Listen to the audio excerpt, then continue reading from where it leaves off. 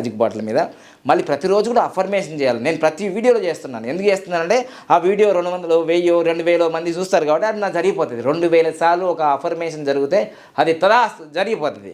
సులభంగా, వేగంగా, ఆనందంగా నా లక్కీ అకౌంట్లో 1,59,36,999 రూపాయలు వచ్చినందుకు విశ్వానికి నంబర్స్కి కృతజ్ఞతలు, ప్రేమతో బాబా పన్నగం అంటున్నా, వింటున్నా, కంటున్నా.